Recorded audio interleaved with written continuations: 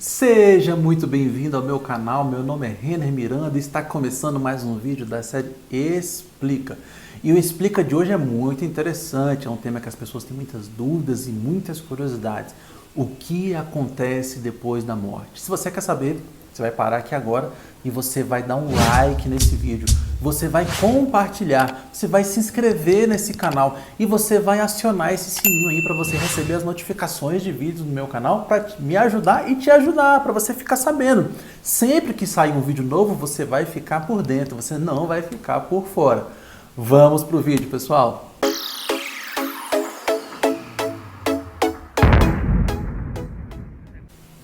Pois bem, esse tema de a vida após a morte, o que acontece depois da morte, é um tema que traz muita curiosidade nas pessoas. As pessoas às vezes discutem muito sobre isso, mas é legal porque Jesus não nos deixou curiosos, muito pelo contrário, ele matou boa parte da nossa curiosidade.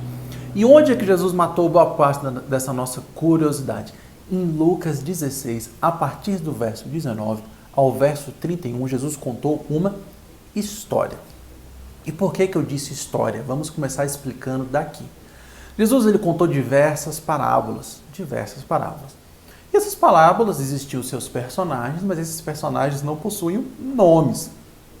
Agora, nessa história que Jesus contou em Lucas 16, do 19 ao 31, tem um personagem lá que possui um nome. E o nome é Lázaro. Jesus ele conta uma história de um homem muito rico e um mendigo. O mendigo se chamava Lázaro. E esse homem, o outro era um homem muito rico. E esses dois morreram. E aí, quando eles morreram, o Lázaro, o mendigo, foi para um local chamado Seio de Abraão. O rico foi para um lugar chamado de Inferno. E lá a história vai se desenrolando. Perceba só que essa história é muito diferente das demais parábolas que Jesus contou. Porque as parábolas eram personagens que não possuíam nomes, elas eram relacionadas às coisas aqui terrenas e não a coisas misteriosas, mas essa possui essas peculiaridades. Por isso eu creio que se trata de uma história real. E mesmo que não fosse, mesmo que Jesus estivesse apenas ilustrando o pós-vida, Jesus não ilustraria o pós-vida com um exemplo mentiroso que não condizesse com a verdade. Então, de fato, nós podemos extrair vários ensinamentos acerca do pós-vida através dessa história que Jesus contou, que está lá em Lucas 16, do verso 19 ao verso 31. Como o texto é meio grande, eu vou basicamente só fazer um ampassando da história aqui e depois nós vamos extrair os pontos fundamentais dessa história que nos revelam coisas muito legais e muito interessantes sobre o pós-vida. A história, como eu já disse para vocês, eram dois homens, um rico e um pobre, um rico e um mendigo chamado Lázaro. Eles morrem. O rico vai para o inferno e o pobre vai para o seio de Abraão. E esses dois locais, eles eram separados por um grande abismo. E quando eles estavam lá, o rico conseguia ver Lázaro lá no seio de Abraão.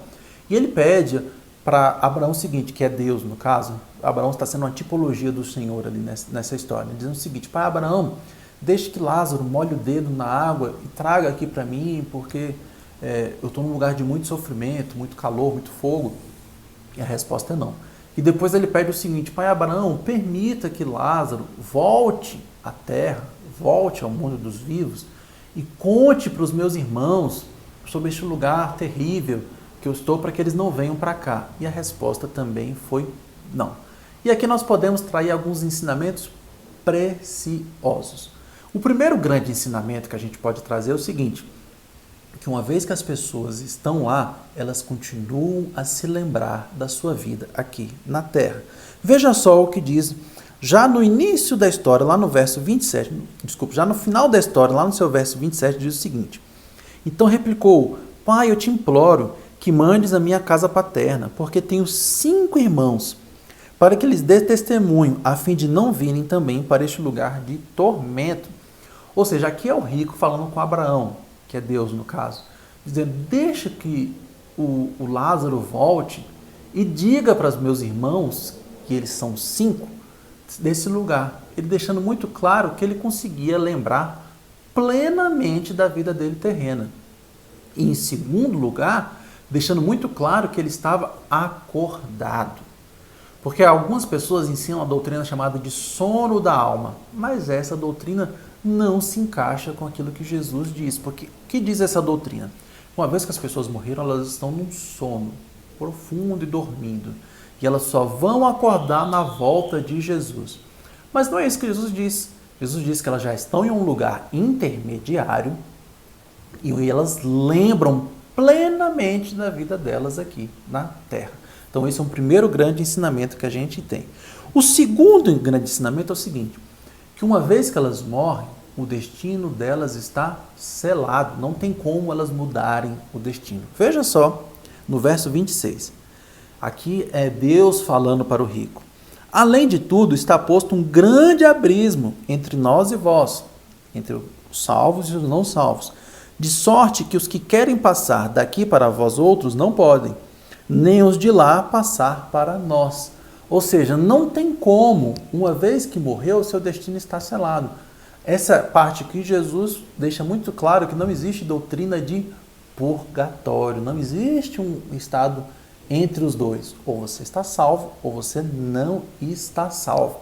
Isso coaduna muito bem com a passagem de Hebreus 9. Olha o que diz Hebreus 9, 27. Assim como aos homens está ordenado morrerem uma só vez, vindo depois disso o juízo. Ou seja, eles se lembram plenamente da vida deles aqui na terra. E dois, uma vez que morreu, o seu destino está selado. E um terceiro grande ensinamento que Jesus traz nessa parábola é em relação à consulta aos mortos, a possibilidade dos mortos trazerem mensagens. O que Jesus deixa muito claro? Que isso também não é possível, que isso não acontece.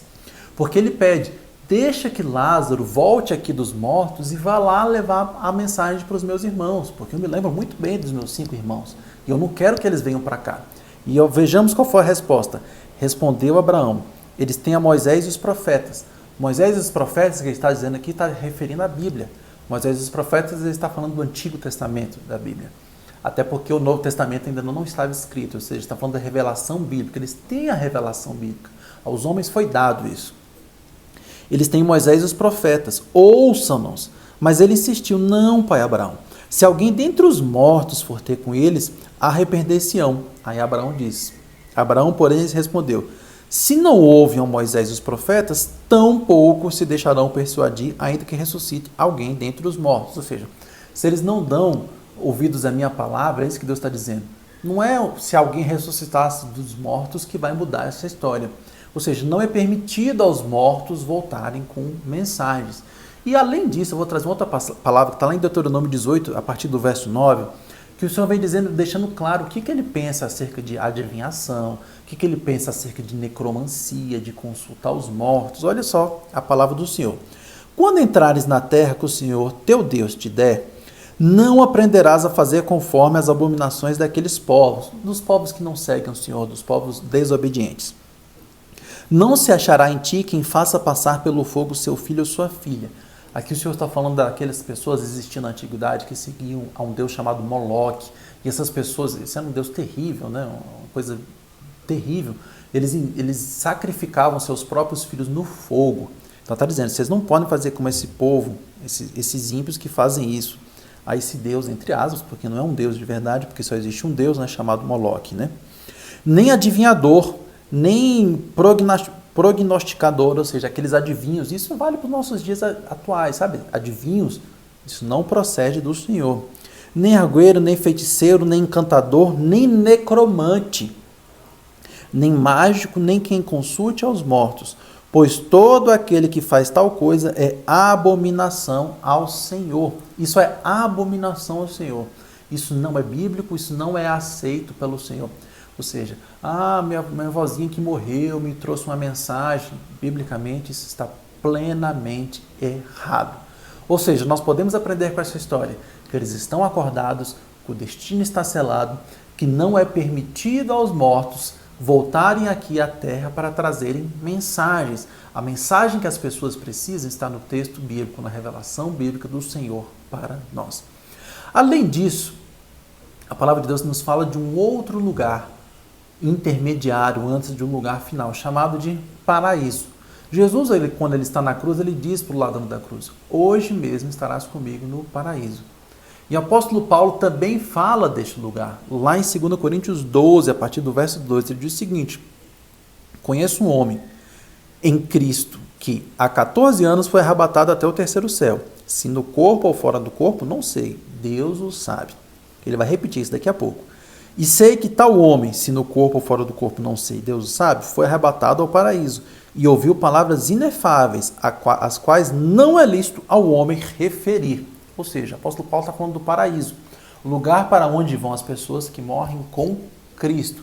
E ele diz o seguinte: conheço um homem, que a gente imagina que deve ter sido o próprio apóstolo Paulo, esse homem, tá? Que foi até o terceiro céu. E as coisas que ele viu lá não é permitido falar. Ou seja, a gente não sabe exatamente como é o paraíso, mas a gente sabe que é um lugar bom, um lugar que está na presença do nosso Senhor Jesus Cristo, até porque ele disse ao ladrão da cruz: hoje mesmo estarás comigo no paraíso. Uma vez que nós morremos, nosso destino está selado, não tem como mudar nosso destino, que não é permitido falar aos mortos e que aqueles que morrem tenham a plena lembrança da sua vida aqui na terra. Espero que você tenha gostado desse vídeo. Curta e compartilhe com o máximo de pessoas possíveis e até o próximo, pessoal!